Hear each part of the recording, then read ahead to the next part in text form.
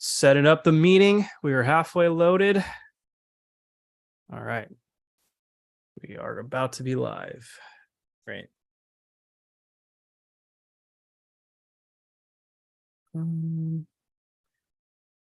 Here we are. All right. We are live. Let me get the record button going. The Incline Dodgers offseason 2023-2024 edition. Kicking it off. It's been a minute. I already forgot how to go live. On the Zoom. Huh. There you go, Kevin. What's up, Dodger fans? Hope you're having a nice offseason so far. Congrats to the Texas Rangers for advancing to the World Series and taking down the Houston Astros. If it was going to be someone, at least it's Corey Seager. First episode of the offseason, the Incline Dodgers podcast, presented by FanSided. This is Kevin Klein speaking. I'm with Jake Reiner tonight. Jake, how you doing? How do you want to start off the show? Well, I don't know if any other Dodgers fans has gone through this. Maybe you've gone through this, Kevin. I don't know if David's gone through it, but I feel like I've gone through the stages of grief. Like when you go through a breakup, you go through so many different ebbs and flows of being angry and resentful and upset and sad and moody and whatever. I feel like I've gone through all of those things since the Dodgers were eliminated. And I got to be honest, we'll get into it, but what I heard from Andrew Friedman at that year-end press conference, I still cannot get over that. And I'm a little worried. I'll just leave it at that to tease ahead, but that's where I'm at right now. I think I've gotten to the acceptance part of it. I don't know. What about you? I've also been dealing with the stages of grief, but a little different this time around. I feel like I'm a newly single man. I've been fooling around with the Texas Rangers, sleeping with them a lot. If I'm going to be honest, like that's just what I'm doing. I'm having fun with the Texas Rangers. I feel like the wedding ring came off and I'm just fooling around with them every night. And it's been a lot of fun. But yeah, we have an awesome show to kick off the offseason. We are going to talk about the Andrew Friedman press conference. So we'll probably start there. Then we are going to discuss and grade. Some guys will get good grades and some Dodgers will get pretty harsh grades. So I'm excited for that segment. And then we have some fan questions as well that were addressed to us on social media. But yeah, Jake, let me kick it back over to you because you probably have a better memory of this Andrew Friedman press conference than I do. So to sum it up, basically what he said was, we don't know why our offense disappears in October. We don't know why we've struggled like this for now 3 years in a row, pretty much. 2021 was a little bit more of an effort. They did make it to the NLCS, but the struggles are very similar 2021, 22, and 23. So that was number one. Number two, we learned that pretty much the whole coaching staff is coming back, as far as I know. We know Dave Roberts for sure is coming back. So that was the other thing that he touched on. Yep. Then he also said that they were going to make pitching a priority in the offseason, which that's the only part I really did like, was the fact that they're going to be focused on starting pitching, because every single postseason, Kevin, even though the offense struggles, the fact that we just don't have good starting pitching in the postseason has really put us behind the 8 ball a lot. And we've had to dip into our bullpen earlier than we want to.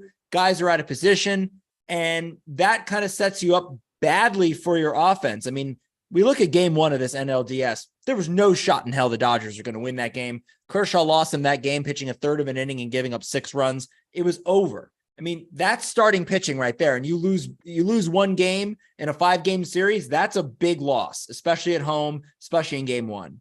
So I just didn't feel like I wanted more answers from this press conference. I wanted more of, why do they think that they did not do well in the playoffs? What seems to be the issue? They didn't give us any sort of solution. In fact, the only person that really said anything of note was Max Muncy afterwards on another podcast called Foul Territory, where he basically said that the approach, he's speaking just of the offense, but the approach at the plate during the regular season, as we've talked about over and over again, has been work to count, get on base, pass the baton, all of those things that we always discuss.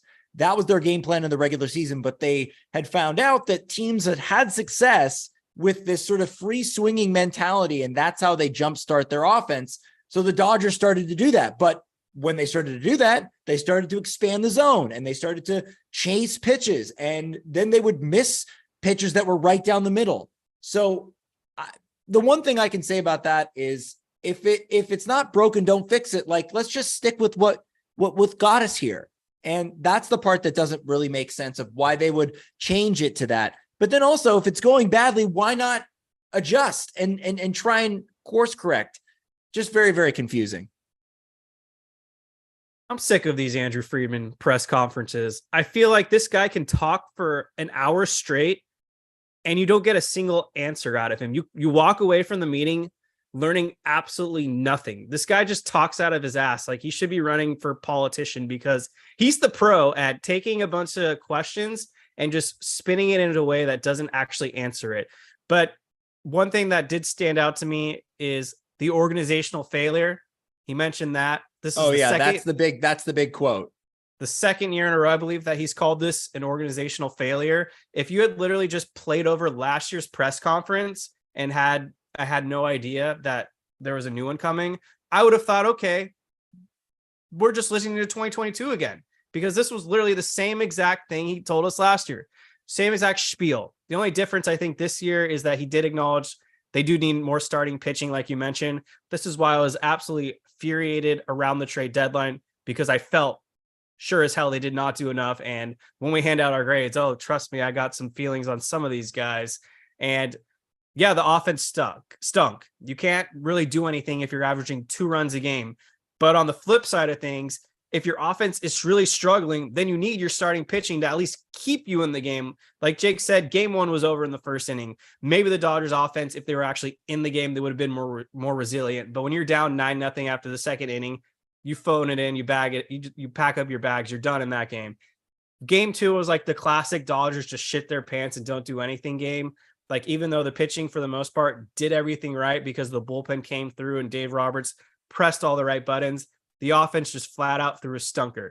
But then in game 3, that was a swing game. That could have gone either way. But when Lance Lynn gives up 4 home runs in 1 inning, you can't afford to go down 4-0 early when your offense has already been sputtering the entire series. And so, yeah, they probably should have scored at least 5 runs. They were fully capable of it. They had their opportunities.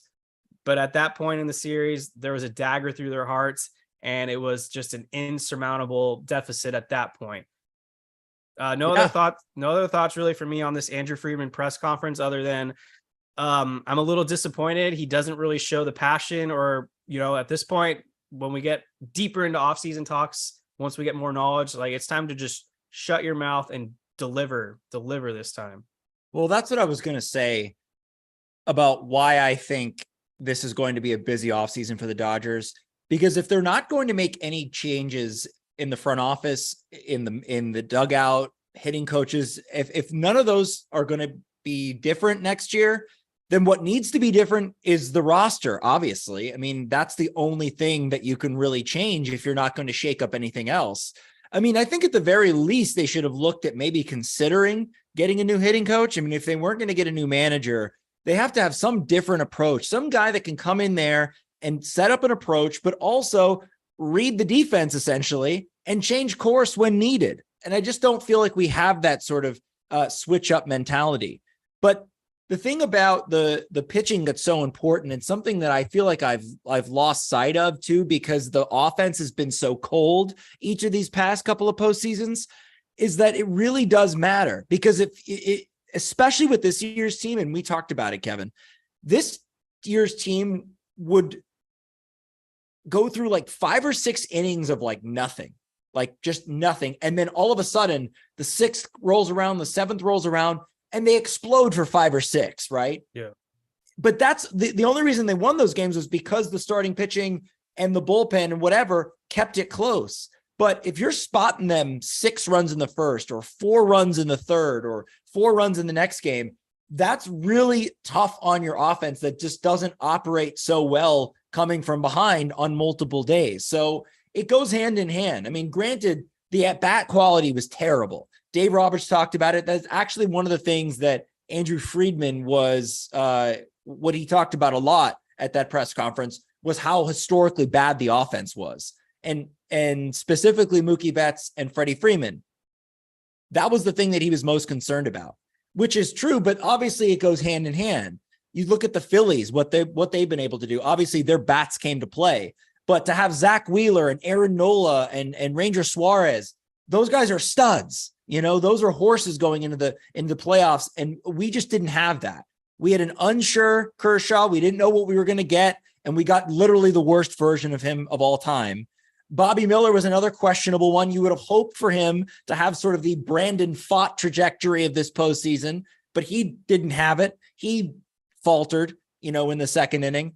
And then Lance Lynn, you're hoping for some sort of heroic, dig down deep type of performance, and he shits the bed, and obviously in that game, much like I saw tonight in game 7 of the ALCS, what were these managers doing? Their managers are backs against the wall. Why aren't we going and getting these guys at the first sign of trouble? I've never understood that, why these guys are allowed to allow the deficit to get that big. So those are the big issues this postseason for sure. Yeah, you sent us the article from Jack Harris earlier this morning. Second year in a row where scouts, basically, rival executives too. And thank you. Rival executives essentially laughed in the Dodgers' faces because the gig is up. They figured out that the Dodgers just don't make adjustments for some reason. It makes sense to me why the Dodgers are so successful in the regular season. You're able to bet on talent, and the Dodgers are loaded with talent. But when you actually get into the heart of the series, it's a game of adjustments. And if the Dodgers are just trying to stick with what they're doing in the regular season, and the other team, like the Padres last year, the Diamondbacks this year, really do their homework and find out the Dodgers' weaknesses, and the Dodgers don't make adjustments, well, then they're going to get exposed year after year. And so I don't understand why Andrew Friedman makes these press conference announcements like he's so blindsided by the fact that they're failing, when this is the second year in a row where there's articles basically revealing the secret recipe, saying it's pretty blatantly obvious that the Dodgers don't make adjustments. And I don't understand that. Like, what is it that they're not making adjustments, or is it that they're not making the right adjustments? Because to me, it just seems like crazy that they wouldn't try to make adjustments, right? They're so analytically driven, all by the numbers. You don't think that they could see what was actually happening? I mean, they're able to dissect and read these other teams so well during the regular season, but all of a sudden Arizona starts pitching them different than they did in the regular season, and they can't course correct at all. Like, it doesn't make much sense to me. I guess it's a combination of that, not doing that enough, not making those adjustments, and then also just Mookie Betts and Freddie Freeman just not showing up at all. I mean, you'd think that it doesn't matter which way, like, a pitcher pitches the great ones, right? It doesn't matter which way you pitch Bryce Harper or Kyle Schwarber. Those guys are dangerous every time they came up. Did you feel that when Mookie Betts and Freddie Freeman stepped to the plate in these 3 games? Absolutely not. You didn't feel that. So it's a combination of those things. And the other thing that Andrew Friedman made a comment about was the pitching. Most notably, he was talking. Oh yeah, this was the other thing, Kevin. I wanted to get your thoughts on this.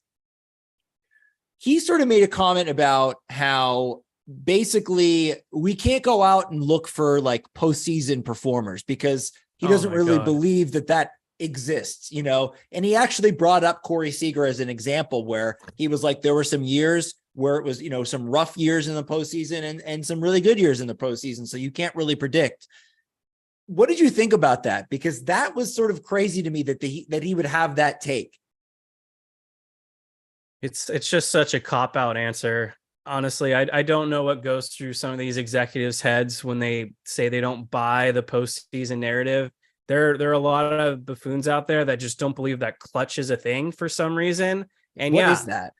And I'm sorry that your computer can't calculate clutchness. Sometimes there's just intangibles that you can't measure. And there's certain guys like Adolis Garcia, for example, that just rises to the occasion. Or Corey Seager, who, he doesn't go bananas every postseason, but it seems like every 3 years he tees off.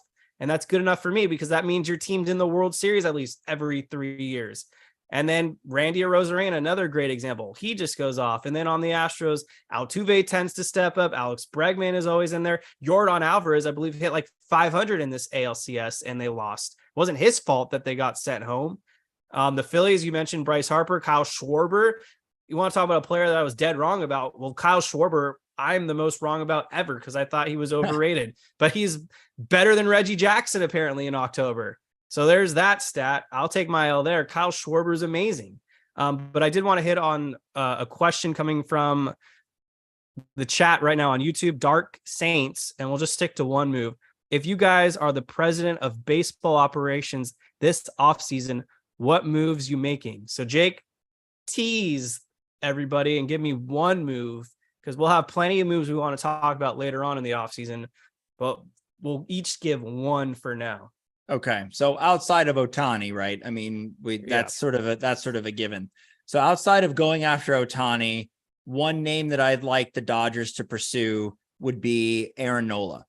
I think that he has shown that he is a dog in the postseason. Now, he didn't pitch great in Game 6 tonight for the Phillies, but it wasn't a horrendous output, and the Phillies were still in the game when he left. So I have a lot of faith in a guy like Aaron Nola. He probably is going to be expensive, but unlike Andrew Friedman, I would go after guys that have had success in the postseason. Yeah, they're not going to always have success, right? I mean, it's not going to be every single year. There are some guys like a Jose Altuve or, a Bryce Harper or, like those guys that'll have those just epic postseasons year in and year out. But I would go with guys that have done it before because I don't know what else to do. Every time they get good players, every time they get good hitters, and maybe they don't have the most postseason experience, they die in the postseason. So you got to keep going. I mean, look, the Dodgers signed JD Martinez, which I thought was unbelievable. He was the only guy that hit a home run in those 3 games in the playoffs. The only guy. And that guy actually has really great career postseason numbers. So I think there is something to be said for that. I'm kind of in a similar mindset as you, but with Aaron Nola potentially asking for $200 million, I'm not getting that might be too much. But on that similar path, another guy that's actually now in the World Series, I'm guessing he's going to get about 5 years, 100 to 120 million. He raised his stock a lot because he definitely wasn't going to get that prior to being traded to Texas. But Jordan Montgomery fits the exact mold of a pitcher that I want for the Dodgers.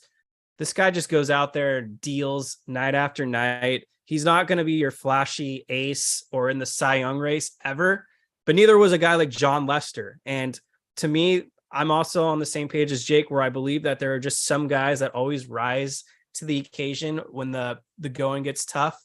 And Montgomery is another guy that he fits that mold for me. The Dodgers are going to need a left-handed starter. That's just the facts because they don't really have one anymore with Urias in the wherever the hell he's going. Kershaw, I guess hope that they're going to bring back Clayton Kershaw, but Clayton Kershaw is not an ace anymore. If I'm going with a game 1, give the ball to Montgomery over Clayton Kershaw. No disrespect right now at this point in their careers. Yeah.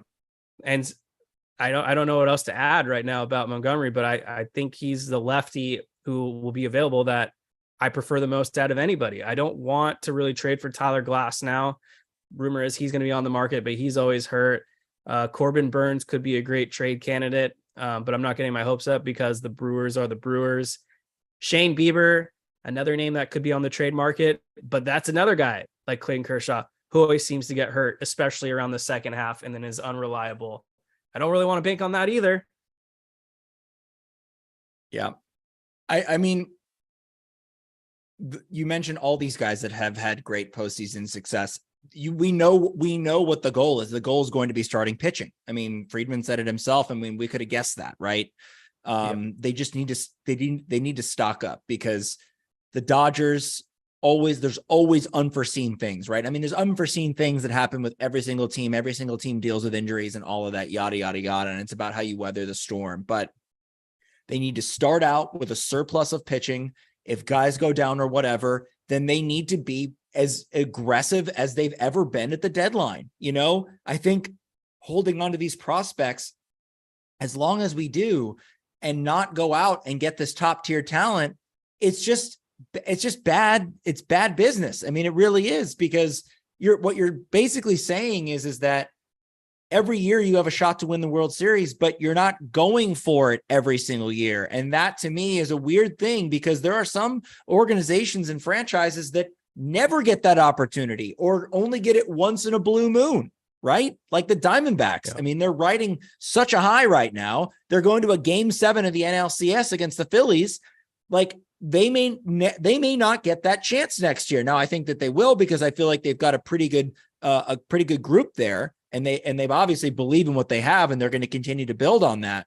But what I'm saying is that if you're a franchise that gets those opportunities every single season, I'm not saying you have to empty the farm every trade deadline, but you really need to go for it. And that's what worked so well when he went out and got Scherzer and Turner, which was like the biggest deadline splash, I think, of Friedman's career, right? So far. So that's what I'd like to see more of, is the adjustments, is the going for it. It's the knowing that you have the team to win a World Series and capitalizing on that midway through. Michael Carrillo was asking if there are any bats in particular you would trade for. I honestly haven't even really scouted the market. We've talked about Randy Arozarena a lot, but I would also get on my knees for probably Luis Robert. Like, that is the exact guy I want. I just feel like you get him on a good team, he will just tear it up in October. Yeah. I mean, the only downfall for him is that he has trouble staying on the field, but you know, if he can stay healthy, I mean, he's a great player and he plays a great center field. And the Dodgers really need a fix out there in the outfield. Some, a big bat, a left fielder. They need someone like that. I don't want to do this, David Peralta, Jason Hayward kind of it was kind of similar to like a Matt Kemp type of thing, where these guys were great during the regular season and then were nowhere to be found in the playoffs.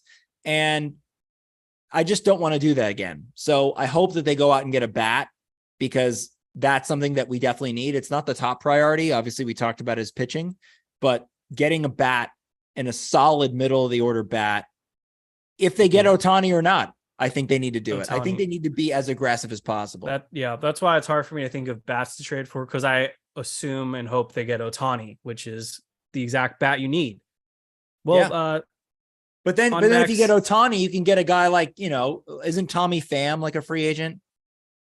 He's always a free agent, so probably. Right. So you get someone like that, where he's not a star player, but he's a really good player that can hit in the postseason. Yeah. So that will also answer questions coming on X from Say It Like They M1, trade proposals for the Dodgers, and Young Jeremy 33461, who wanted us to discuss trades as well. As we wait for a special guest, although he's not special at this point because he's kind of recurring, we'll do this question from Flippy, I guess. Who would be your starting 9 plus DH for a baseball game using only current NFL players? Oh my God. It'll take us forever to build 2 teams. So let's just try to build one. Okay. We'll do the best we can. Let's take that and use it for another episode so that we can really think about that. No, we're doing it on the fly. All right. I want to say Russell Wilson and Kyler Murray were drafted by MLB teams, right? Yeah. We'll slot them in. Was Patrick Mahomes a pitcher? He's got to be on the team. His dad was, right?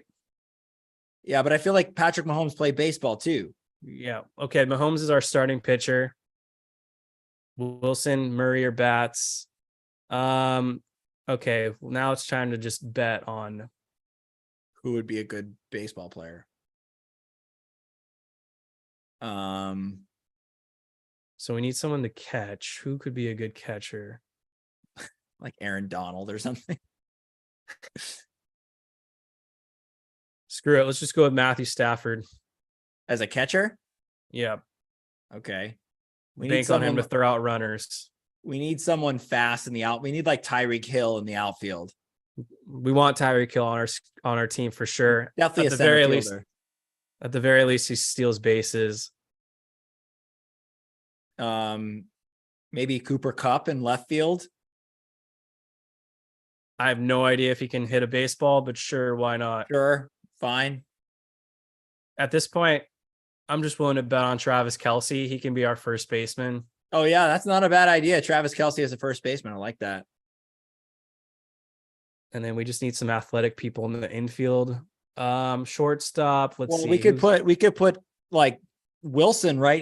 I think he played second base when he like played in spring training. Then he'll be our second baseman. He'll be our second base. Maybe who did you? Oh, Kyler Murray. He could be was he drafted as an infielder? I feel like he was. I honestly don't know. He can be a third then.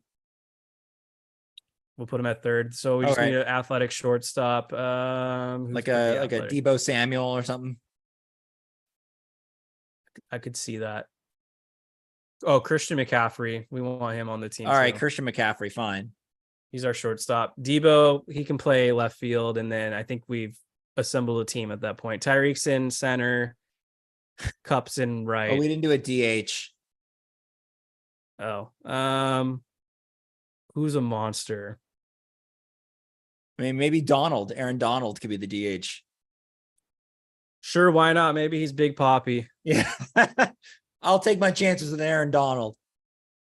People in the chat are saying Tom Brady was drafted as a catcher, but he's no longer active. But he's not active. It's a fun. Purdy was a catcher. All right. Well, I think that's it for now. Hold on. I have something to bring up that I wanted to get your thoughts on because I was trying to pull it up earlier from the Jack Harris article.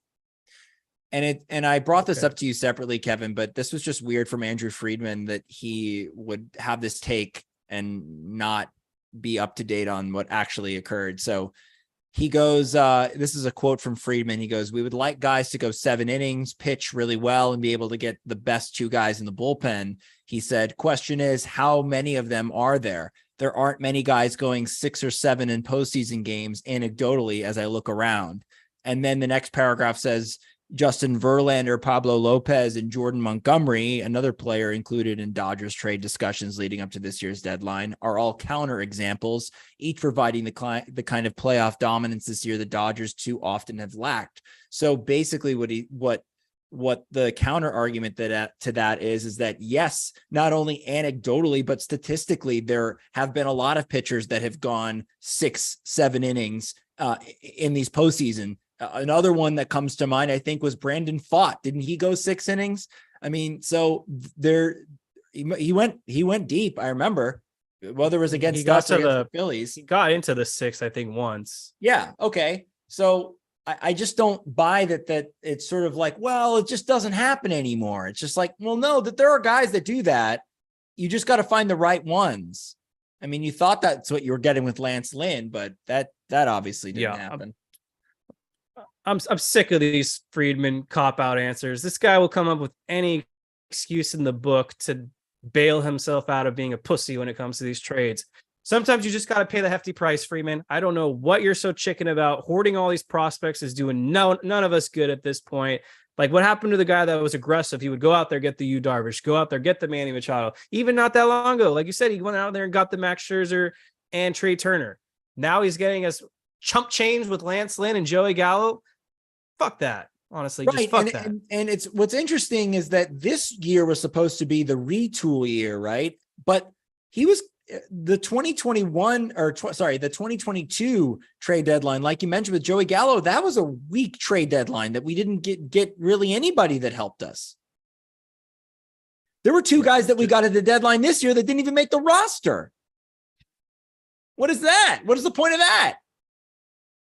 Unreal. Yeah. Enjoy free agency, I guess, Ryan Yarbrough. I don't think he's coming back. I don't know why I don't know why he would. Apparently they don't believe in him.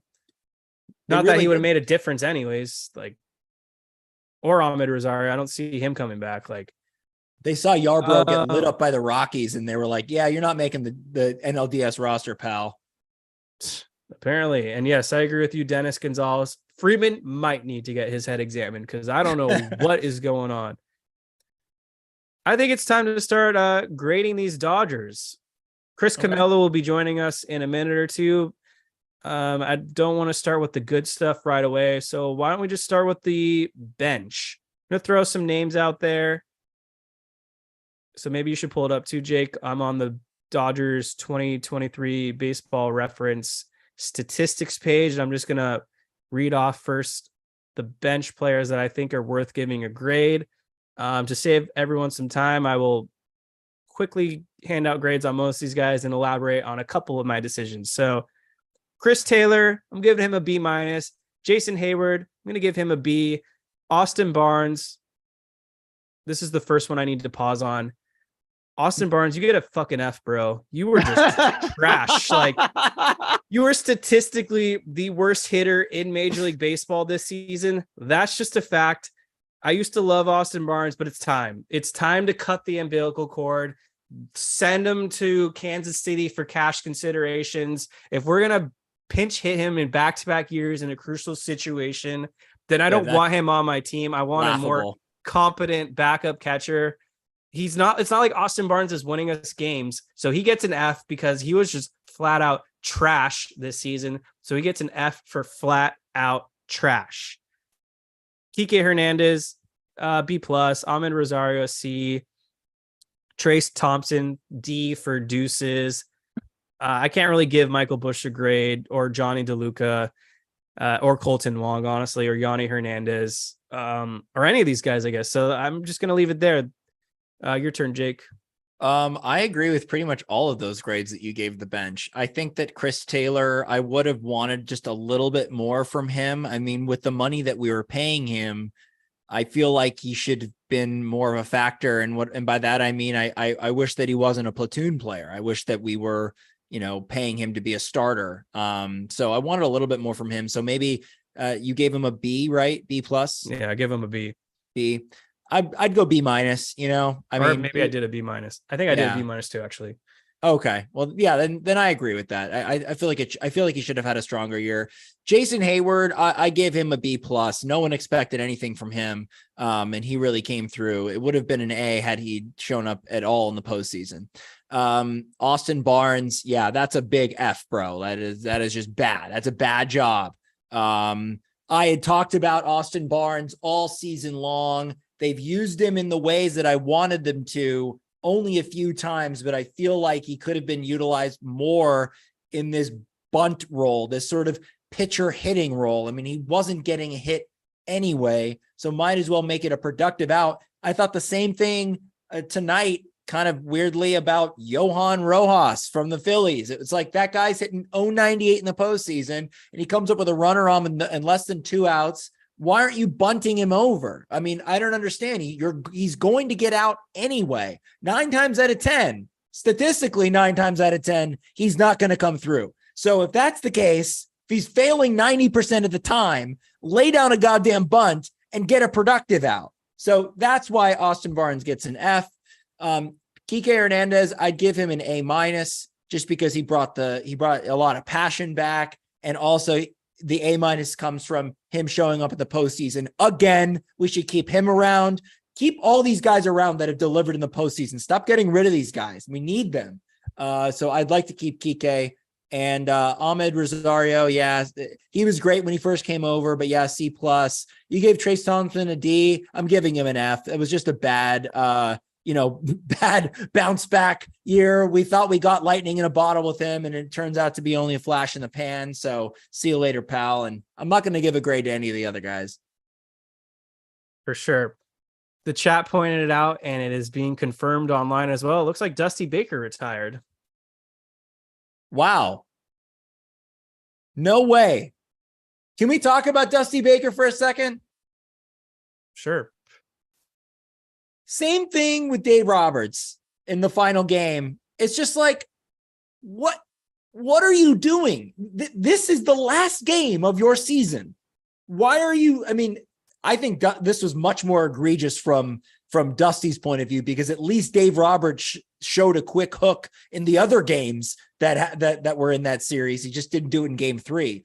But Dusty Baker to sit there and let that guy JP France, just absolutely die out there. I mean, what at the first in a game 7, an elimination game, the first sign of trouble, you get that bullpen going. I don't know. It's so simple to me. It's just like anytime a pitcher gets in trouble, you get someone up, someone ready, so that as soon as that guy looks like he's not going to come through, then you yank him.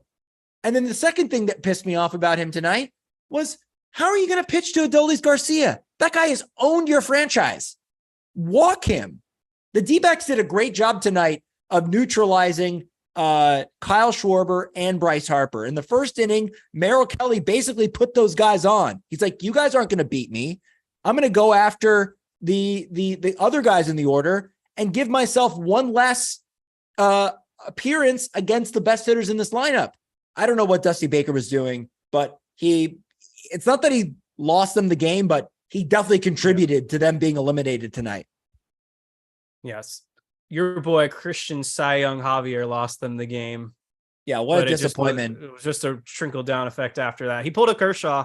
That's just the facts. He pulled a Kershaw. That's what I'm going to have to call that from now on. I don't think ever in my life I've seen a pitcher go a third of an inning to get one out in any postseason start.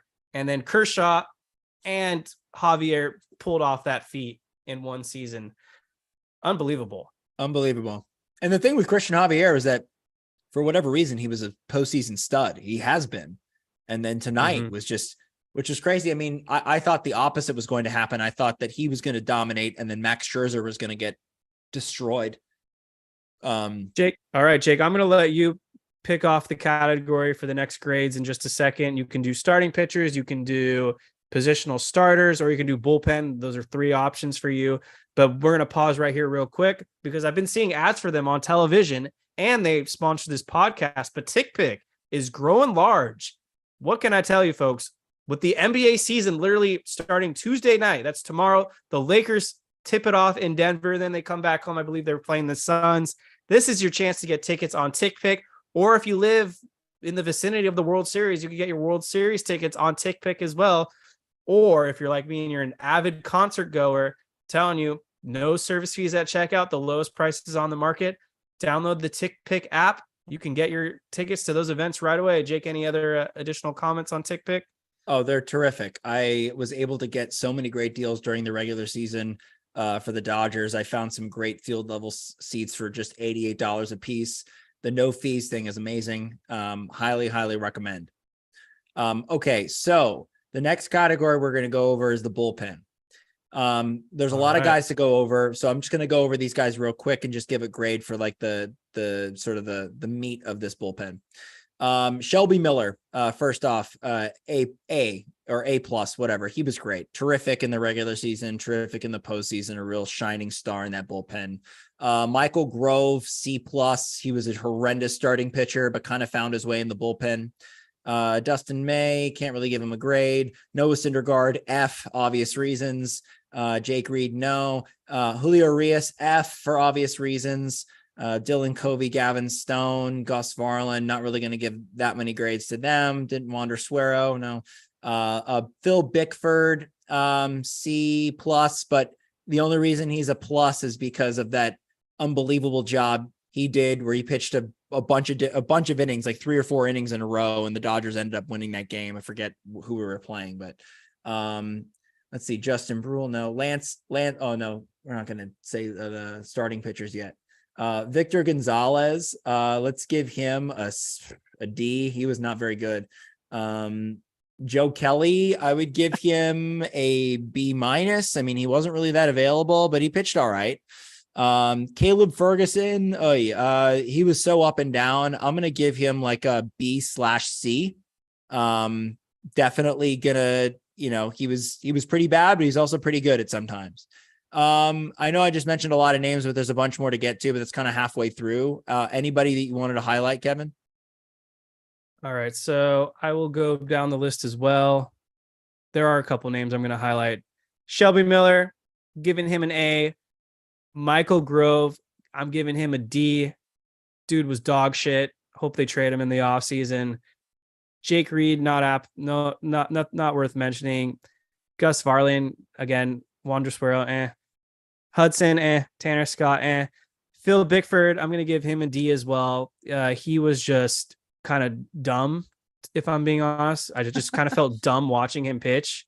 He was pretty bad most of the season. He had one legacy game, which we'll get to in the Incline Dodgers awards later on. We'll announce all those nominees and categories later on, but giving Phil Bickford a D, giving Justin Brule a D. Let's see, Victor Gonzalez also giving him a D. Man, there's just a lot of like junk in this bullpen. Nick Robertson giving him a D. Joe Kelly, I'll give him a solid B. Caleb Ferguson, he gets a solid B. There were some up and downs, like Jake said, but overall, I liked him. Daniel Hudson hardly got to know you this season. Ryan Brazier, A+. Just what a fucking menace he was. Yeah, I'll just go along with you for this one. A+ for Brian Brazier. Alex Vesia, he gets a D-. If there was one Dodger who I think got the most "are you kidding me" shout outs for just driving me nuts, it was Alex Vesia this season. He was abysmal in the first half, and then they just didn't use him in high leverage, so it was kind of fool's gold. Ryan Yarbrough, C. Yency Almonte, C-. I think they're going to DFA or non-tender him. He just continues to get hurt when they need him most. Evan Phillips, solid A, and Brusdar Graterol, A+. Another standout candidate. What a just classy gentleman. And he actually showed heart in the postseason. Yeah, I mean, I think with Phillips, Brazier, Miller, and Graterol, all of them A+. I mean, they were just terrific pretty much the whole season. But obviously major shout out to Brusdar Graterol, kind of a breakout year for him. I think this is what the Dodgers were all waiting for Brusdar Graterol. And I'm so happy that he was able to do that. Also had that beautiful moment with his mother in the stands. That was awesome. That she got to see him pitch for the first time. So just a magical year for him. But let's you want to welcome on Chris Camello, who's hanging out with us tonight? Chris Camello in the building. He must be very stoked for Lakers basketball season in less than 24 hours. Chris, you dropped in the middle of us handing out grades to the Dodgers players so far. We covered bench players. You didn't miss much. We just did bullpen. To save us some time, if there were a couple relievers you wanted to give a quick shout out to, I'm going to pass it over to you, and then we're going to move on to the next tier that will be my choice. Right on. Well, thanks again for having me on and stuff like that. I wasn't sure if you guys were talking about the Rangers winning the American League Championship Series, but we'll save that for another time later on. I agreed with a lot of what you guys said. There were guys that had some really good seasons, breakout seasons as far as relievers for the Dodgers. Ryan Brazier, to me, was the story of the bullpen this year. This was a guy who was DFA'd by the Boston Red Sox. What do you have, like a 7 ERA in 20 games? Clearly, he was this year's version of Chris Martin, I think, but the sample size was larger, and he reminded people why he was such a big part of that bullpen, especially during that championship year in 2018. While he didn't appear much in the World Series against the Dodgers, the first rounds against the Yankees and the Astros, he was huge for Alex Cora in that bullpen. So shout out to him. He found his stuff again this year. I think another guy that I was impressed with as far as the bullpen went this year was, call me crazy on this, Alex Vesia from June to the rest of the season. This guy had a disastrous season in the making, went down to AAA, came back up, found his stuff. So I think going from the arc, from where he was in April and May to where he ended up in September, he was rock solid and got back to not quite where he was at in 2022, but close to that. So I thought it was a good season for him. And of course, Graterol, Phillips, they were solid. Ferguson started off the year good and then kind of trailed off. But overall, the one thing you can't blame on the Dodgers losing in the first round to Arizona was the bullpen. They were fantastic. 100%. And Maria G asked a good question. Has Brusdar Graterol had a bobblehead night? Because if he hasn't, he's earned one for 2024. I think so. Yeah. Oh, they'll definitely have one. I don't think he has. Yeah, I could be mistaken. Do you want to refute any of what he said about Alex Vesia, Kevin? I know you gave him a pretty poor grade. Listen to the context. No one's doing that tonight on social media. It's getting a little annoying. Not you guys. We heard you, Chris. Okay, second half, baby. Second half. Thank you. From June on. That's it. June on, Vesia. April, May, bum Vesia. June on, good Vesia. Yeah, Kevin. I mean, we don't need to get into a full debate about Alex Vesia. Chris and I can just agree to disagree. He just wasn't really pitching in high leverage the entire second half. So to me, it was kind of deceitful. Like, I don't care that he looks good in 10-0 ball games or down 8-0. When it was high leverage, he really wasn't that good. He just honestly never won the Dodgers back, in my opinion. He made the postseason roster, so good for him. I believe he still gave up a home run in the postseason anyways, but it kind of got lost in the mix of things because Kershaw and Sheehan gave up 9 runs or whatever, but it's not like Alex Vesia was given any opportunities to shine. So if he's on the roster in 2024, I don't know if they'll bring him back, honestly. They might trade him. They've done that before with guys. Yeah. Maybe it's a redemption story. But I want to get into this Dodgers starting pitchers now. Oh. There's a couple guys that I have to really be tough on, but Clayton Kershaw, I mean, I'll give him a B. I'll just give him a solid B. Like, I don't need to really elaborate. Bobby Miller, I'll give him a B as well. The one thing that I would have liked to see more out of Bobby Miller is better control, improvement on the strikeout stuff. Occasionally he got into some jams and it seemed to like defeat him, but overall, really impressive rookie season for Bobby Miller. Julio Urias, he gets an F. Adios, motherfucker. You really screwed us over. Rot in hell, you just stinking asshole. I never want to see your ugly face again. Just get the fuck out of my life. Julio Urias, you burned the Dodgers big time. And when they needed a proven game 2 starter, you fucked us you just fucked us. I'll leave it at that. Okay. Tony Gonsolin. This is another puzzling one. I'm going to give him a C because he literally pitched most of the season with a torn UCL. And that kind of wants me to pivot to another direction real quick. Why was Dave Roberts calling Tony Gonsolin out time after time when he was pitching with a torn UCL, saying he wasn't going deep enough in ball games for us? I mean, goddamn, I don't know what phrase this. I'm just so rattled. Like, talk about hypocrisy or whatever. Like you. Yeah, I mean, if they knew that about his arm and knew that he was kind of sacrificing his body to be out there, why would you criticize the guy for not going deep into games? Why? Yeah. Oh my God, I don't get it. So, either he didn't, and then you have to wonder, did he really know what was going on? And I want to point something out. This is a bigger issue now. This is 2 years in a row when a pitcher has not looked right, and then we don't find out for months that he's actually hurt. You know, we found out last year with Walker Buehler in June after that disastrous Mets loss. I was at that game. And then he has Tommy John. Same thing with Gonsolin. It wasn't until April, September, we found out he had torn. Like, why aren't you, if you guys know these dudes need surgery, why not just have the surgery? There has to be a financial component to this, right? There was. They said that Tony had some incentives that he wanted to reach. So it was financially driven. Then I got to imagine it was the thing with Buehler, and it had to have been MVP aspects for Ohtani, right? Yeah, maybe. I guess. Anyways, I'll let you guys get back to those guys if you want in a minute. Okay, so I know that Kershaw had a horrendous postseason and pitched one horrendous game.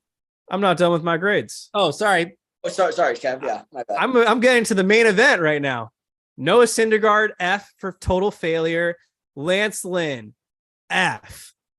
Or sorry, Did I call him Lance Lynn? I meant Matt Latos because that's who I was watching. This was the worst Dodgers pitching acquisition since Mark Henderson, Matt Latos, George Sherrill. He gets to fit that tier. He has the same exact body build as well. Maybe that's a coincidence. Maybe not. David Wells, throw him in there. I called him Matt Latos because he was that fucking bad. Lance Lynn was one of the worst starters I've ever seen put on a Dodgers uniform.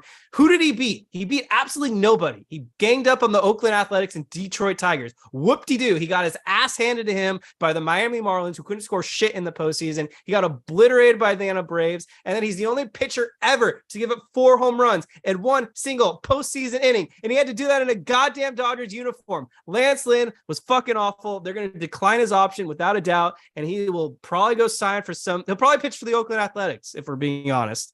And Emmett Sheehan, he was really good. I'll give him a B. I liked Sheehan, Gavin Stone, D, he's got some work to do. And Dustin May would have gone an A, but out for the season in May. So I guess I'm just going to have to give him a question mark because it'll always be an unknown with Dustin May.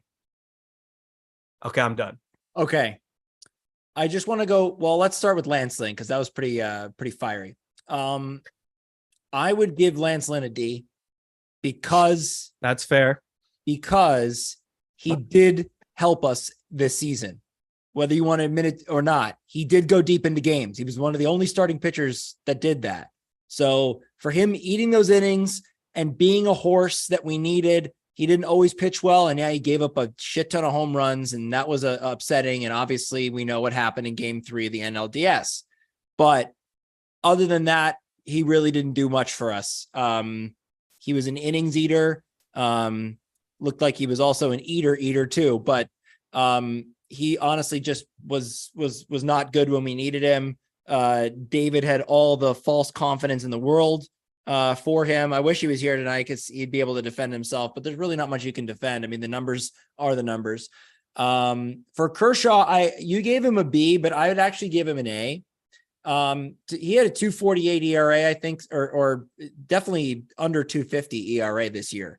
And he pitched with a bum shoulder and he had a really great regular season. He just had the worst start of his life in the most crucial game of the year. And that honestly was just the most shocking, horrendous thing ever. My soul left my body. But again, it's the front office not putting us in a position to succeed. Yeah. We can grade them too. Starting game 1, similarly, when you rewind all the way back to when the Dodgers didn't have those good guys coming out of the bullpen, those Ned Colletti teams with Don Mattingly, and Kershaw was kind of left out there. I mean, it's just, again, the same kind of issue that it's rearing its head. I just felt like he was put in an impossible situation. And he had the worst start of his life. But the rest of the grades, I agree with you. I think I'd give Bobby Miller maybe more of a B+ or A-, just what he was able to do. The fact that our whole starting rotation plan went to shit. He was able to step up and really pitch a lot of big games for us. Again, he really didn't rise to the occasion in the postseason. For time's sake, I'll just agree with the rest of your takes. I didn't object to any of them. All right, Chris. I'm not going to give out the grades and stuff like that. Let me just say this. First of all, Kev, salty much still? My goodness. Dodgers been eliminated almost 2 weeks now, and that wound is still very fresh. Let's not. Yeah. I had to take my vitamins after that. Okay, that's fair. That's fine. Listen, I was upset too. Believe me, if there was anyone who went in on anybody, it was me on social media. But you can't find a lie in anything that I've said. The only thing is I'm pointing the finger at the people who are actually on the field, not the ones up in the box and not the ones down in the dugout. What I will say about Lance Lynn is closer to what Jake had to say. He stabilized this rotation at a time when the Dodgers need it. Was he perfect? Hell no. We know that. But he won quite a few ball games, pitched well in quite a few ball games. Take away the Atlanta and the Miami start. Find a really bad start in there. Outside of those 2 games, where was he actually horrendous? He wasn't. Can I count the postseason? Is that all you're banking on? It's a small sample size, dude. That's one start, and that wasn't all on him. That was also on Dave Roberts for not warming up the bullpen sooner and getting him out of there. If you want to point blame. Not to mention 4 runs, just like tonight with Javier getting pulled when he did, your team at the time was still technically in the ball game. Right. So, yes, he was not good in the playoffs. But at the same point in time, when you look at the whole scope, he stabilized the rotation at a time when the Dodgers needed it. Also, who stabilized rotation was Bobby Miller. So I'll give him a B+. And I will give Clayton Kershaw a B+ as well. You can't control injuries. They happen. Emmett Sheehan did a really solid job stepping up. This really was a Pepio. When you really think about it. Oh, we forgot Pepio, yeah. No business being in the freaking postseason, let alone winning 100 games. And they did that. Unfortunately, that first inning of game 1 shell-shocked them. and they were never able to psychologically recover from that game. And that set the negative tone for the series. The one thing I'll say about Ryan Pepio is that I'm excited to see a full season of Ryan Pepio next year. I really am. He gets a B. He gets a B. I loved what I saw from him, and it sucks that he didn't get an opportunity to pitch in this series. Which why did that not happen? Tragedy. It just sets him up for failure. He needs that postseason. He needs that postseason experience. That sets him up for failure. I think also that goes back to my shell shock theory. When Dave saw Miller pitch poorly in game 2, or really not poorly, but not great. Yeah. And it was obvious he didn't have his best stuff. I think that put that idea of having a first-time starter in an elimination game freaked Dave out and like, you know what? Let me go with the experience. I'll take my chances against Lynn. Yeah. Let me, if he gets now, if Lynn would have scattered 4 runs over 6 innings, you could live with that. I think we could have, right? Could we have lived with that, guys? 4 runs over 6. Yeah, we could have lived with that. Yeah. Yeah. What did I say the formula was? 4 runs or less for the starters, 2 runs or less for the bullpen. Unfortunately, that didn't happen, but that was the formula for success. Yeah. I agree with you. I think he totally saw what happened with Bobby Miller and said, I just am not going to do this. And I'm going to go with the experience, which honestly, I know Kevin wasn't cool with that. I was fine with that. I really was. But the problem is that he needed to be on as short of a leash as Kershaw was and Bobby Miller was in that game, and he just was not. And Dave's post-game comments about it didn't make me feel any better, which basically he said he can't predict the future. It's like, well, yeah, we know you can't predict the future, but it's your job to have someone ready in case this guy starts to falter. You get him out of there. You don't allow him to continue to pitch if you see that he's given up these. And these weren't cheap shots either. These were massive bombs. Yeah. All right. I want to get back to Lance Lynn because I want to just refute or rebuttal what Chris was saying. And then we're going to do the positional starting hitters and wrap up the show. So, Chris, you're not wrong. Sir. You're not wrong. Like everything you just said, I can't say at all you're wrong. Like you are correct in the way you framed it. However, it still falls on the front office because I wasn't looking for a Band-Aid. Like we had a giant gash just bleeding across our chest. And Lance Lynn was like a little pinky Band-Aid that we just tried to cover up our cut that clearly needs stitches. And that just was a recipe for failure. And so, yeah, it's not Lance Lynn's fault that he was fucking trash. That's why he's still an F. But it ultimately does fall on this organization, or as Andrew Friedman likes to call it, it was an organizational failure to lean so heavily on the Band-Aid that is Lance Lynn, who quality starts, I don't give a rat's ass because those starts came against the Oakland Athletics, the San Diego Padres, the Milwaukee Brewers who couldn't score a run, the Detroit Tigers, like bad teams. When it mattered, he got obliterated time after time. And it's not like we can't ignore his first half either. He was shit with the White Sox. So what do you expect? That's all I got to say. All right. Who you want to start, Jake, with our starters now? Sure. Let's talk about the bats. Let's do our, obviously that's the only thing that's left. All right. Let's just quickly give out some grades here to the top starters. Will Smith. I'm going to give him a B, just a solid B. Didn't really have that great of a regular season. 19 home runs, 76 RBIs, under a couple of ticks under an 800 OPS, which that was pretty decent, but 359 on base. But yeah, just didn't really, he needed to be a better number 3 hitter. And I wish that they had moved him down in the order a little sooner prior to the postseason so they could have got that rhythm down. But anyway, what do I know? Freddie Freeman, I'll give him an A minus. The minus being just the absolute no-show in the playoffs, but obviously he had a terrific regular season. Miguel Vargas, I'm going to give a D. That just wasn't what we wanted, pal. We needed more from you. Miguel Rojas, I'm going to give him a B, because he just was Miguel Rojas, a B. B plus. Are you kidding? Oh my God. Plus at least. I'm not going to take your time, but continue. Do you want me to say why?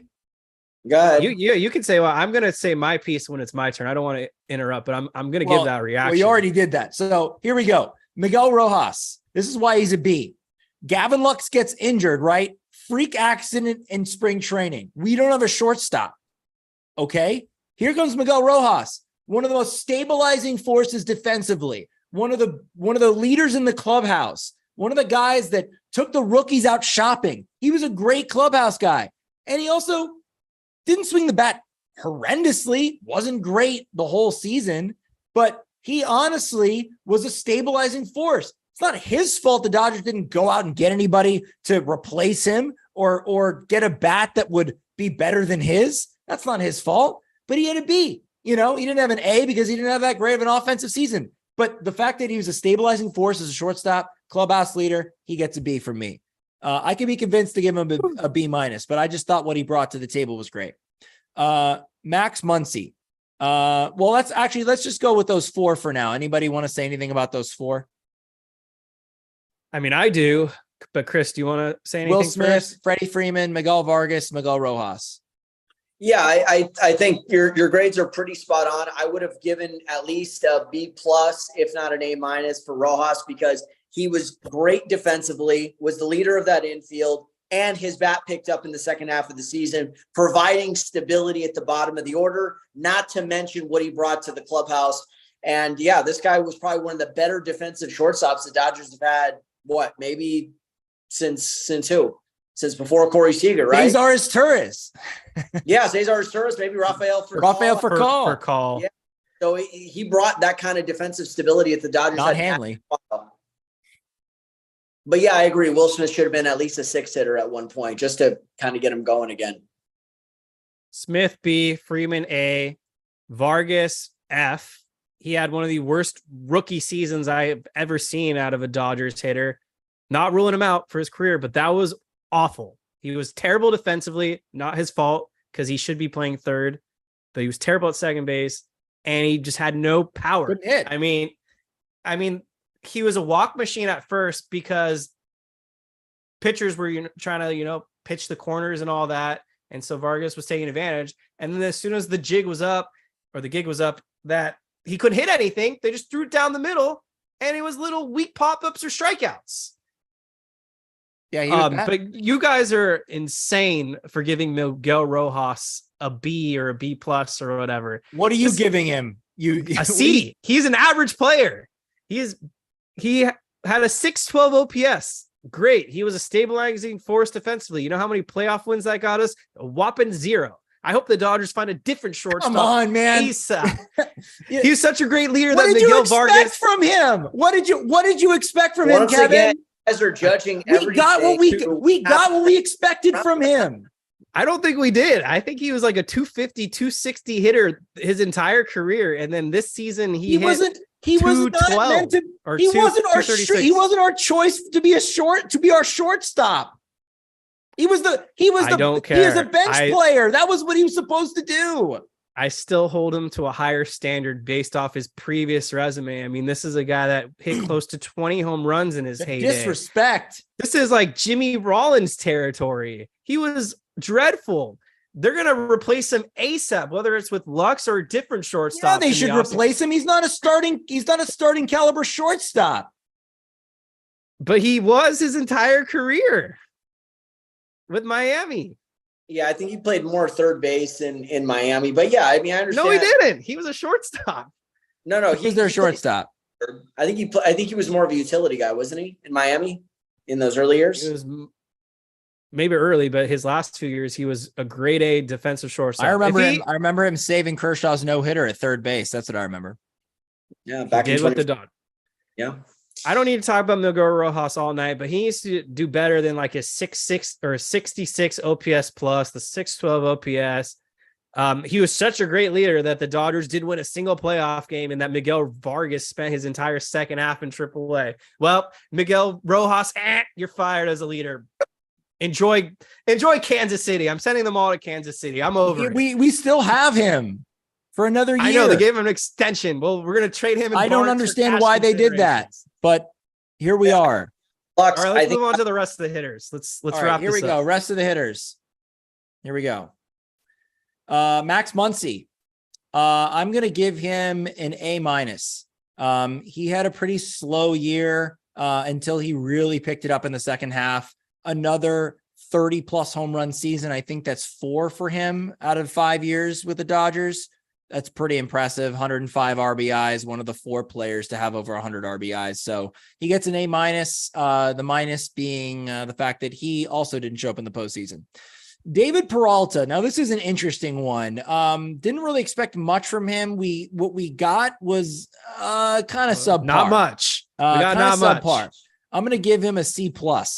I just felt like he could have done more. 675 OPS, only 7 home runs, 55 runs batted in.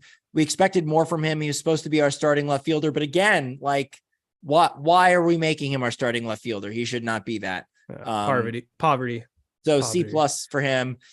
James Outman, I'm giving I'm going to do like a B+ / A-. I thought he had a really great rookie season. He's going to finish tops in the NL Rookie of the Year voting. Had a horrendous postseason. That catch was just horrendous. The missed catch, the first play of the game behind Kershaw. So he gets a B+ A-. Mookie Betts, it's tough. I mean, it's an A- for me because he had a great regular season. He's going to finish tops in the MVP voting, but just a freaking goose egg in the playoffs. He's been bad for 3 seasons now. Just really, really horrendous. God, awful, just terrible. Needs to be better. Him and Freddie.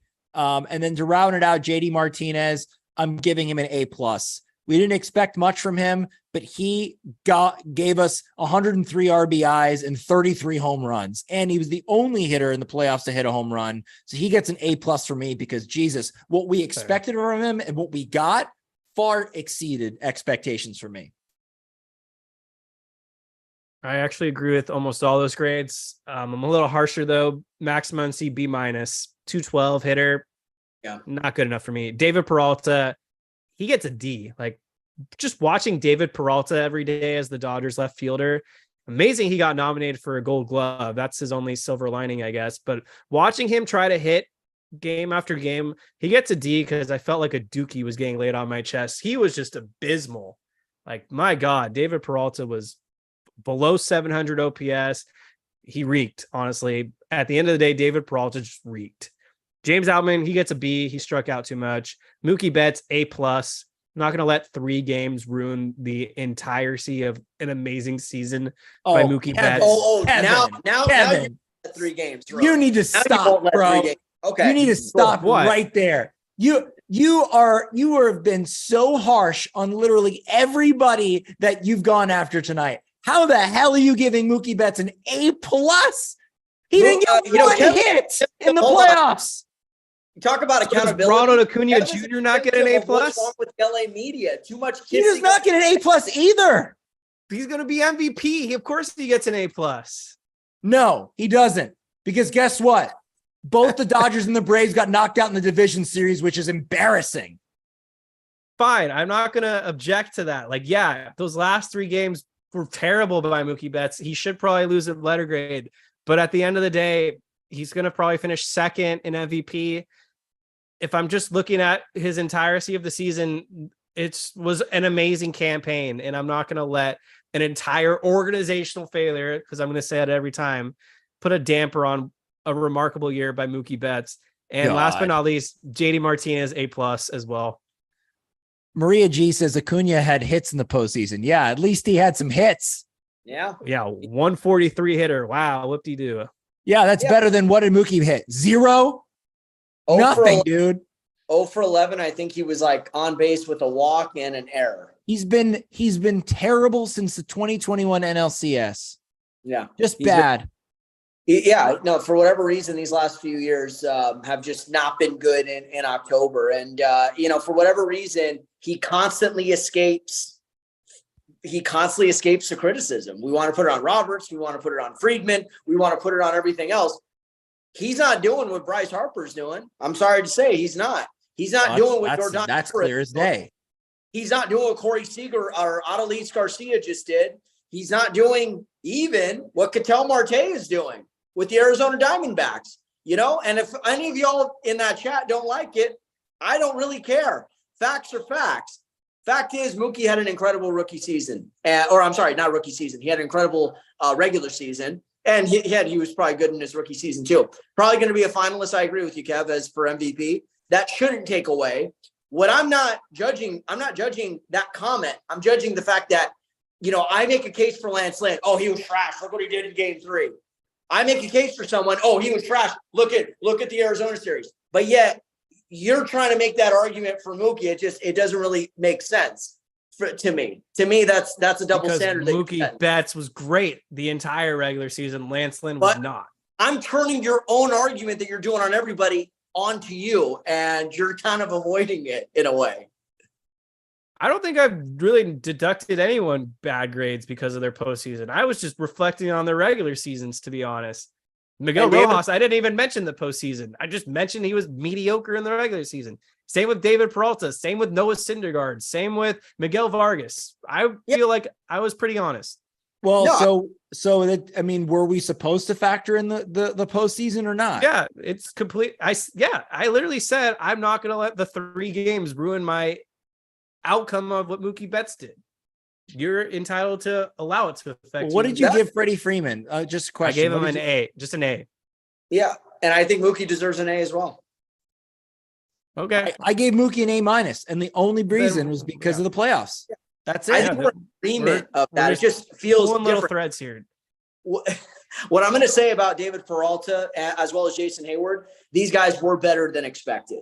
And Peralta early in the year, I know Peralta's season didn't end well, but what he did for the majority of the year, the toughness, the edge, he was the one guy, I'll be honest with you, that when it was a clutch one-run game, that's 2 on, he was the guy I wanted at the plate because he could just get a hit in big moments. Same with Jason Hayward. Like, these guys did a fantastic job defensively. They did a fantastic job in the clubhouse. And they did much better than expected. And maybe it was a low bar that they exceeded, but these guys reminded people why they'd been such good players in their careers. And at this point in their season, in their mid to late 30s, whatever ages they are, to be able to be that productive on a team where you had a lot of moving parts, a lot of injuries, a lot of changing parts. Another guy, 2 guys that that were stabilizing forces in that lineup, similar to what Miller, Lynn, and even Emmett Sheehan were to the rotation. I just think that the grades, what I base it on is the caliber of player and what you expect from them. Right. Yeah. So I'm grading on a curve when I talk about Miguel Rojas versus what I'm grading for a guy like David Peralta, because I expected more from David Peralta. He was a starting left fielder. He did do shit in the second half. But Jake also figured 0 home runs in second half. He was bad. No, I just want to point this out about Peralta as well as Hayward. Their last couple of years were not good. Whether it be Tampa and Arizona for Peralta or Chicago for Jason Hayward, they were terrible offensively. So looking at it, like I said, a low bar, they exceeded those expectations. 7 home runs and 55 RBIs for a guy that, who expected that? I expected him to. That's pretty much the lowest bar you can expect from that guy. Yeah, Jason Hayward. Now, Jason Hayward had a much better season than David Peralta. Sure, and he had a minor league deal, right? David Peralta had a major league contract. Sure. What I'm saying is Peralta has never been defined by just his power. He's been defined by driving in runs, batting average, getting on base, and whatnot. I just think in clutch moments, the energy he brought to the team, you got to factor those aspects into it as well. Yeah, I did that. And he wasn't a liability in left field. He was really good, actually. He was a Gold Glove finalist, right? Yep. Yeah. Yep. That's why I gave him a D and not an F. He had the worst season of his career, I think. Like, he had the lowest OPS. He was if we're just looking at the first half, I would give David Peralta like a B. I'd give him maybe even a B+. He was that good. But the second half, he was awful. He was nearly the bar for Peralta is different than the bar for Hayward and the bar for Rojas, because Peralta was on a major league contract and he was expected to start. Miguel Rojas was not expected to start, and Jason Hayward wasn't guaranteed a deal. So I feel like those bars are different. You got to, personally, I grade on a curve when it comes to that. Okay. I agree. It's agree to disagree. I hear your points, though. I just think early on in the year, Peralta was really good. Yeah, I think a B is good. I think ultimately he was a B minus. And I think Jason Hayward, all things considered, was an A minus to me. Okay. I want to wrap this up by 10. So let's just do Dave Roberts in the front office real quick. And then maybe one more question and final thoughts. Dave Roberts, I wanted him fired, but I'm still giving him a B. He had a really good season overall. He's not going to get fired, obviously. He didn't cost them either really in the postseason. So he gets a solid B season from me, all things considered. That's all I got to say with Dave Roberts. For Dave Roberts, it's tough because the reasons why I would like to have seen the Dodgers maybe go in a different direction and replace him with someone else is not squarely tied to this season and what he did, because he's going to be in the running for manager of the year. He might even win it.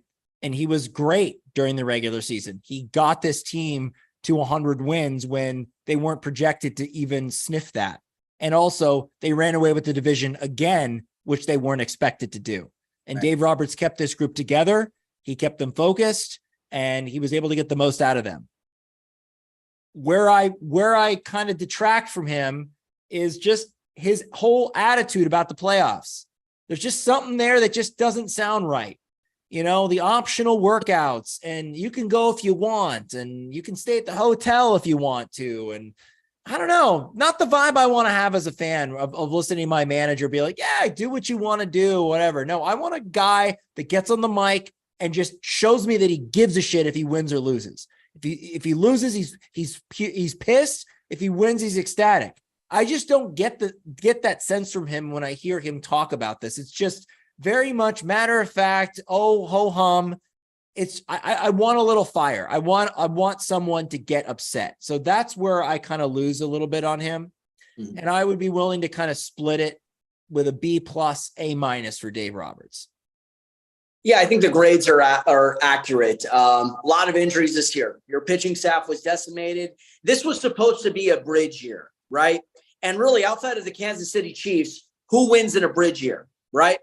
The fact of the matter was they did surpass expectations, considering all the injuries that they had, considering how many rookie pitchers they brought up, the rookie position players that they had, and he did keep it all together, remain positive. Here's, I think, the problem.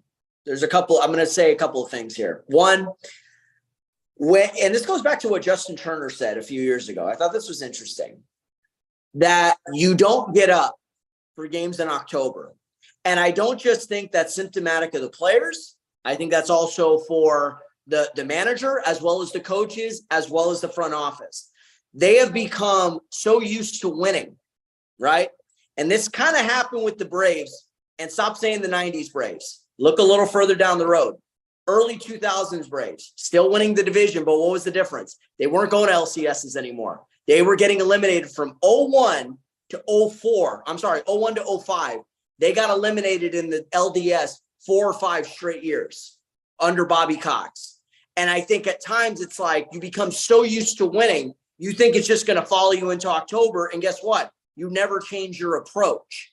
There's that hunger that's missing. There's the tenacity that's missing. There's that intensity that's missing. And while it's also symptomatic with Mookie and Freddie, your leaders, it's also there, or I should say not there, with Dave Roberts.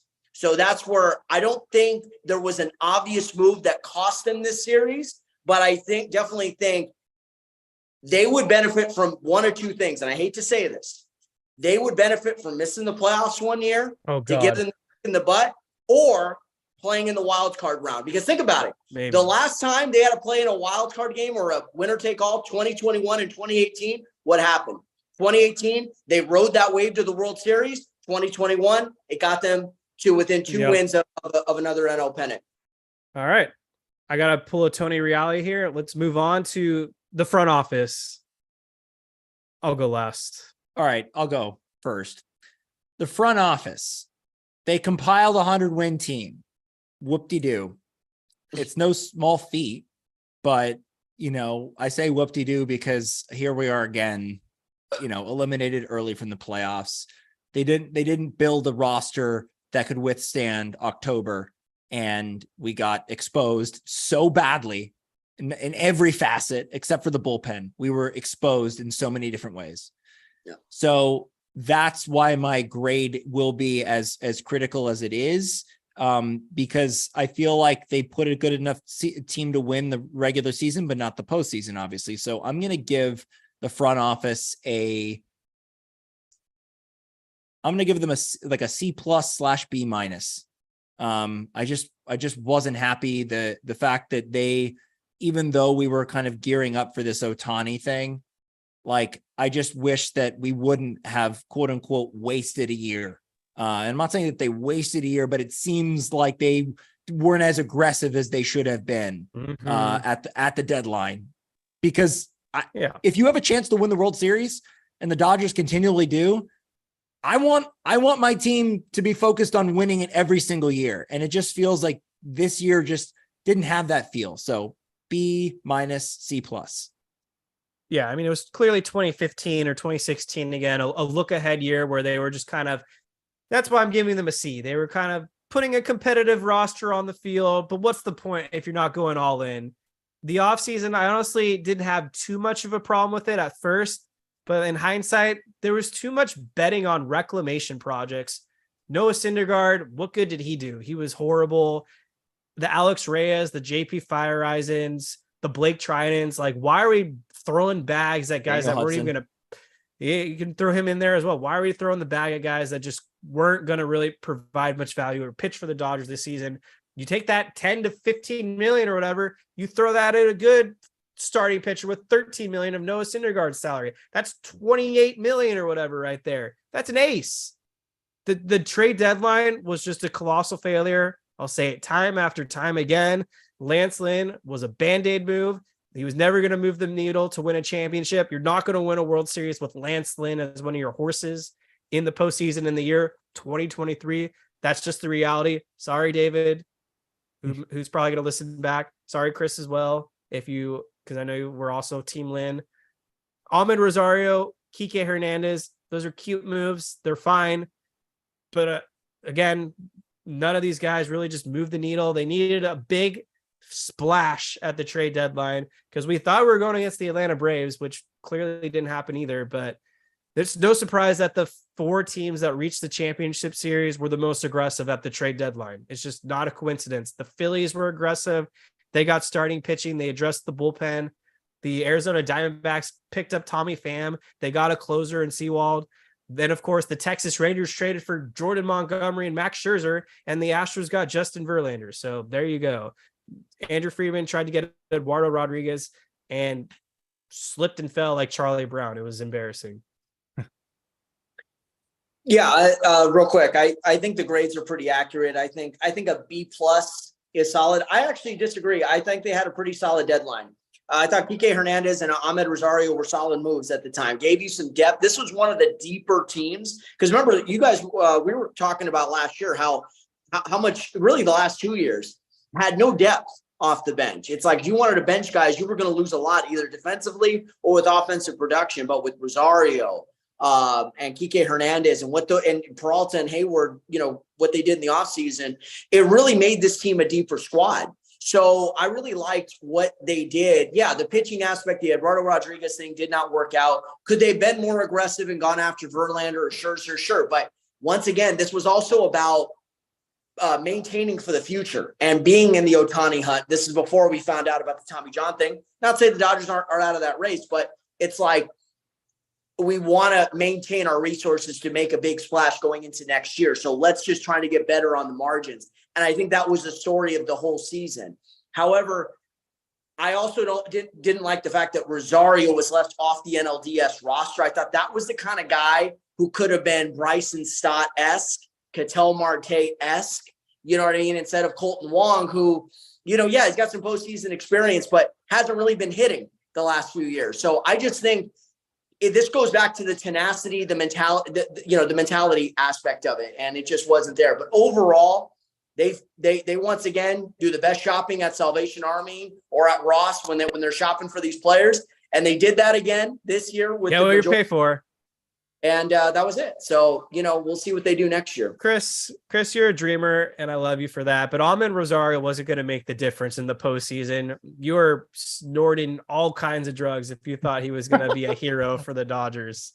Well, I'm also not crushing everyone because, collectively they were all bad in the 3 games, like certain people are, but I'm not going to say who. I'm just saying you need to know how to put out your roster and look at the guys on the 4 teams. I know Houston got eliminated tonight. Look at the 4 teams. Look at a lot of the guys that delivered for those teams. It hasn't just been the stars. Look at the Mitch Garvers. Look at the Jonah Himes. I know Himes was an all-star, but still, it's those kind of guys that you don't expect to come through that normally come through. And I could list a whole bunch of them through the years that have come through for respective championship teams. Remember Travis Ishikawa, 2014 San Francisco Giants, 2012 San Francisco Giants. Those types of guys, the Juan Uribes of the world, veterans like Edgar Renteria, it's those kind of guys that usually end up making the difference. And I think Rosario could have fit that mold. Yes, may not have saved the Dodgers season, Kev, but that type of mentality. I like the tough players because those are the guys that run toward a boarding building, not out of it, like a lot of the Dodger players did against Arizona. Right, we got a few minutes left. Michael Carrillo has been begging us to do some trade proposals, so we're going to do that right now. If your trade proposal involves Mike Trout, because Mad Max _A_million 2018 thinks the Dodgers should trade for Mike Trout. So if that's your trade proposal, feel free to throw that out there. But does anyone here have a trade proposal on their mind they think the Dodgers should pull off? Well, I mean, we talked about Corbin Burns earlier. I think that he would be a fantastic guy to target. Who I would give up for him, it depends on what we think about our catchers. And I always go back to this because we have a surplus of amazing catchers. And I don't know how we feel about them. And if we feel like a Diego Cartaya could be let go, or a Michael Busch could be packaged in a deal for Corbin Burns, or could be like a Diego Cartaya and a Miguel Vargas. Those guys. I feel bad for Michael Busch. It doesn't seem like he's got a position to play. He's not a very good third baseman from what I've heard in terms of his defensive skills. I just don't know where he fits in. So I feel like the Dodgers might need to sell, high on this guy while he's still one of the top prospects in the majors. I mean, in coming up in the minors. For sure. You got anything, Chris?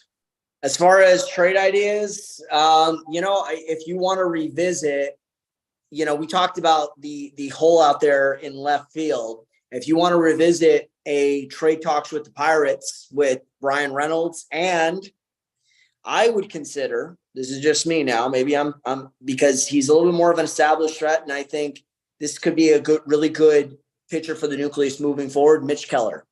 I think that is a really nice piece under team control for a couple more seasons. I'm not sure if Pittsburgh worked out an extension with him or they're going to work out an extension with him.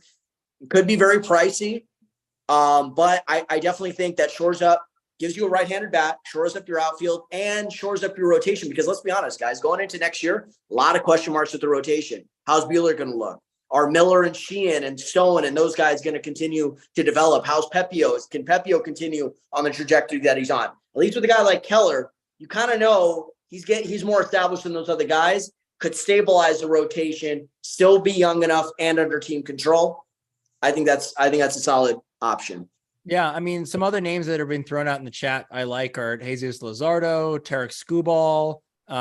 Those guys are really good. I like that. I like the idea of going for a lefty. Because the Dodgers aren't going to have one next season. Right. Yeah. So I would like to see about those. I mean, obviously we also talked about Jordan Montgomery being a free agent.